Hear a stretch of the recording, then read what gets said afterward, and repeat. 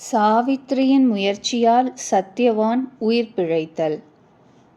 சாவித்திரியின் திருமணத்திற்குப் பிறகு பல நாட்கள் சென்றன.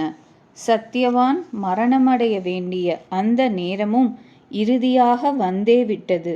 சாவித்ரி ஒவ்வொரு நாளாக எண்ணிக்கொண்டே வந்தாள். அவள் உள்ளத்தில் நாரதரின் சொற்கள் நிலைத்திருந்தன. அன்றைய தினத்திலிருந்து 4வது நாளில் சத்யவான் இறக்க வேண்டும் என்பது தெரிந்தவுடன் அவள் 3 நாள் நோன்பினை மேற்கொண்டு இரவு பகலாக அசையாமல் உட்கார்ந்திருந்தாள். நாளைய தினம் அன்பு கணவரின் உயிர் இறுதி யாத்திரையை தொடங்கப் போகிறது. இந்த கவலையுடன் உட்கார்ந்திருந்தபடியே சாவித்ரி இரவை கழித்தாள். மறுநாள் அந்த நாள் இன்றுதான் என்று எண்ணி சூரிய தேவனின் கிரணங்கள் பரவும்போதே தன்னுடைய தினசரி கடமைகளை முடித்துவிட்டு சுடர்விடும் அக்னியில் ஆகுதிகள் அளித்தாள். பின்னர் அந்தணர், பெரியோர், வயோதிகர், மாமனார், மாமியாரை வரிசையாக வணங்கி புலன்களை அடக்கி கைகூப்பி நின்றாள். அந்த தவச்சாலையில் வசித்து கொண்டிருந்த எல்லா தவசிகளும் கைமை அடையா தன்மையை குறிப்பிடும் நல்லாசிகள் அளித்தார்கள். சாவித்ரியும் தவசிகளின் அந்த சொற்களை கேட்டு தியான யோகத்திலே நிலை பெற்று அவ்விதமே ஆகுக என்று எண்ணியபடி ஏற்றுக்கொண்டாள். இந்த நேரத்தில் சத்யவான் தோளில் கோடரியை வைத்துக்கொண்டு காட்டிலிருந்த சுள்ளிகளை கொண்டு வருவதற்கு தயாரானான். அப்போது சாவித்ரி, தாங்கள் தனியாக போக வேண்டாம், நானும் தங்களுடன் வருகிறேன் என்றாள். சத்யவான் கூறினான், இதற்கு முன் ஒருபொழுதும் நீ காட்டிற்கு சென்றதில்லை. காட்டிற்கு செல்லும் பாதை மிகவும் கடினமானது. உண்ணா நோன்பு இருந்ததால் நீ மிகவும் பலம் குறைந்து இருக்கிறாய். அப்படி இருக்கையில் இந்த மோசமான பாதையில் எவ்வாறு கால்நடையாய் வருவாய்? சாவித்ரி கூறினாள், உபவாசம் இருந்ததால் என்னிடம் எவ்வித தொய்வோ களைப்போ இல்லை. செல்வதற்கு மனம் மிகவும் துடிப்புடன் இருக்கிறது.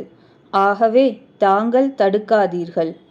சத்யவான் கூறினான், காட்டிற்கு போவதில் உனக்கு ஆர்வம் இருந்தால் உனக்கு எது நல்லதாக படுகிறதோ அதை செய்வதற்கு நான் தயார். ஆனால் தாய் தந்தையரின் அனுமதியையும் பெற்றுக்கொள்.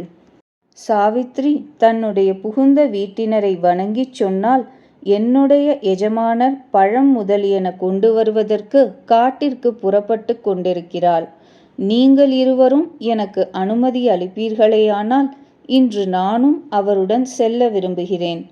இதை கேட்டதும் தியுமத்சேனர் கூறினார், தகப்பனாரால் கன்னிகாதானம் செய்யப்பட்டு நமது மருமகளாக இந்த ஆசிரமத்தில் வசிக்க ஆரம்பித்த நாளிலிருந்து எந்த ஒரு விஷயத்துக்காகவும் சாவித்ரி என்னை வேண்டி கேட்டுக்கொண்டதாக நினைவே இல்லை. ஆகவே இன்றைக்கு இவளது விருப்பத்தை நிறைவேற்ற வேண்டும். நல்லது குழந்தாய், நீ சென்று வா. போகிற வழியில் சத்யவானை கவனித்துக்கொள் என்று கூறினார். இவ்விதமாக தனது மாமனார் மாமியாரின் அனுமதியை பெற்று புகழ்ச்சிக்குரிய சாவித்ரி தனது பதி தேவருடன் புறப்பட்டு காட்டிற்குள் சென்றாள். மேற்பார்வைக்கு அவள் சிரித்து கொண்டிருப்பதைப் போல தோன்றினாலும் அவளுடைய உள்ளத்தில் துக்கத்தின் ஜுவாலை கனன்று கொண்டிருந்தது. வீர சத்யவான் முதலில் தன் மனைவியோடு கூட பழங்களை பெரித்து ஒரு கூடையை நிரப்பினான். பிறகு அவன் விறகு வெட்டத் தொடங்கினான். மரத்தை வெட்டிக்கொண்டே இருந்ததால் கடினமான வேலை காரணமாக அவனுக்கு வியர்வை தோன்றியது. அதனால் தலைவலியும் ஏற்பட்டது. இங்கனம் வலி ஏற்பட்டதும் அவன் சாவித்ரியிடம் சென்று கூறினான், அன்பே, இன்றைக்கு விறகு வெட்டும் சிரமத்தால் என்னுடைய தலையில் வலி ஆரம்பித்திருக்கிறது. எல்லா அங்கங்களிலும் ஹிருதயத்திலும் சூடு உண்டாகி இருக்கின்றது. எனக்கு உடம்பு சரியில்லை என்று படுகிறது. என் தலையில் யாரோ ஈட்டியினால் துளைப்பது போல் வலி ஏற்படுகின்றது. மங்களமானவளே, இப்போது நான் உறங்க விரும்புகிறேன். ஆனால் உட்காருவதற்கு கூட என்னிடம் சக்தி இல்லை. இதை கேட்டதும் சாவித்ரி தன் கணவனை நெருங்கி வந்தாள். அவன் தலையை தன் மடியில் வைத்துக்கொண்டு தரையில் அமர்ந்தார். நாரதருடைய சொற்களை நினைவு கூர்ந்து அந்த நாழிகை வினாடி நாள் குறித்து சிந்திக்கத் தொடங்கினாள். இவ்வளவில் அங்கே அவளுக்கு ஒரு ஆண் தென்பட்டான். அவன் செந்நிற ஆடை அணிந்திருந்தான். தலையில் மகுடம் இருந்தது. மிகவும் ஒளியுடன் பளிச்சிட்டதால் சூரியனே உருவெடுத்து வந்தார் போல் தோன்றியது. அவனுடைய சரீரம் கருமையாகவும் அழகாகவும் இருந்தது. கண்கள் செக்கச் செவேலென்று இருந்தன. கையில் பாசக்கயிறு இருந்தது. பார்ப்பதற்கு மிகவும் அச்சம் ஊட்டுபவனாக இருந்தான். அவன் சத்யவான் அருகில் வந்து நின்று அவனையே பார்த்து கொண்டிருந்தான். அவனைக் கண்டதுமே சாவித்ரி தன் கணவரின் தலையை மெதுவாக தரையில் வைத்துவிட்டு விரைவாக எழுந்து நின்றாள். அவளுடைய நெஞ்சம் படபடக்க ஆரம்பித்தது. அவள் மிகவும் துயரமடைந்து கைகளை கூப்பிக்கொண்டு கூறினாள், தாங்கள் ஏதோ ஒரு தேவதை என்று எனக்கு தோன்றுகிறது. ஏனென்றால் தங்களுடைய சரீரம் மனிதர்களுடையதைப் போல் இல்லை. தாங்கள் விரும்பினால் தாங்கள் யார் என்பதையும் என்ன செய்ய விரும்புகிறீர்கள் என்பதையும் கூறுங்கள் என்றாள். யமராஜன் கூறினார், சாவித்ரி தேவி, நீ கற்புடையவள், தவம் இயற்றுபவள். அதனால் நான் உன்னுடன் பேசுகிறேன். நீ என்னை யமராஜன் என்று அறிவாய். உன்னுடைய கணவன் அரசகுமாரனான சத்யவானின் ஆயுள் முடிந்துவிட்டது. இப்பொழுது இவனை பாசக்கயிற்றால் கட்டி எடுத்துச் செல்லப் போகிறேன். இதைத்தான் நான் செய்ய விரும்புகிறேன். சாவித்ரி கூறினாள், பகவன்னு, மனிதர்களை எடுத்துச் செல்வதற்கு தங்களுடைய தூதர்கள் வருவது வழக்கம் என்று கேள்விப்பட்டிருக்கிறேன்.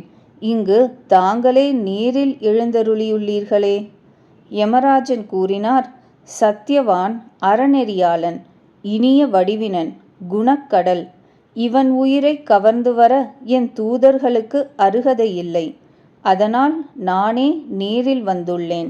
இதைத் தொடர்ந்து யமராஜன் பலவந்தமாக சத்யவானின் உடம்பிலிருந்து கட்டை விரல் அளவுள்ள ஜீவனை பாசத்தால் பிணைத்து வெளியே எடுத்தார். அதை எடுத்துக்கொண்டு அவர் தெற்கு திசையை நோக்கி செல்லத் தொடங்கினார். உடனே துக்கத்தால் பீடிக்கப்பட்ட சாவித்ரியும் யமராஜனுக்கு பின்னால் சென்றாள். இதை கண்ட யமராஜன் கூறினார், சாவித்ரி, நீ திரும்பிச் செல். இவனுக்கு உடலிலிருந்து உயிர் நீங்கிய பின் செய்ய வேண்டிய இறுதிச் சடங்குகளை செய். நீ பதிசேவை என்னும் கடனிலிருந்து விடுபட்டு விட்டாய். கணவனை தொடர்ந்து நீ எவ்வளவு தூரம் வரலாமோ அவ்வளவு தொலைவு வந்து விட்டாய். சாவித்ரி கூறினாள், என் கணவருடைய உயிர் எங்கு எடுத்துச் செல்லப்படுமோ அல்லது அவர் தானாகவே எங்கு செல்கிறாரோ அங்கு நானும் போகத்தான் வேண்டும். இதுவே சனாதன தர்மம். தவம், குருபக்தி, பதிபக்தி, நோன்பிருப்பது, அத்துடன் தங்களது அருள் காரணமாக என்னுடைய பிரவேசம் எங்கும் தடை செய்யப்பட முடியாதது. யமராஜன் கூறினார், சாவித்ரி, உன்னுடைய குரல், பேச்சு, மெய்ப்பாடு மற்றும் தர்க்க பூர்வமான சொற்களை கேட்டு நான் மிகவும் மகிழ்கிறேன். சத்யவானின் உயிர் நீங்களாக வேறு எந்த வரம் வேண்டுமானாலும் கேள். உனக்கு எல்லாவிதமான வரங்களையும் கொடுப்பதற்கு நான் தயாராக இருக்கிறேன். சாவித்ரி சொன்னால், என்னுடைய மாமனார் அரசை இழந்து காட்டில் வசித்து கொண்டிருக்கிறார். அவருடைய கண்களும் போய்விட்டன. தங்கள் அருளால் அவருக்கு பார்வை கிடைக்க வேண்டும். வலிமையுள்ளவராகவும் அக்னியையும் சூரியனையும் போல ஒளிமிக்கவராகவும் அவர் திகழ வேண்டும். யமராஜன் கூறினார், நற்குணம் கொண்டவளே, நான் உனக்கு இந்த வரத்தை கேட்டபடியே அளிக்கிறேன். நீ சொன்னபடியே நடக்கும். வழிநடையால் நீ தளர்ந்து விட்டாய் என்று தோன்றுகிறது. இப்போதே நீ திரும்பிச் செல். இல்லையென்றால் நீ மேலும் களைத்து விடுவாய்.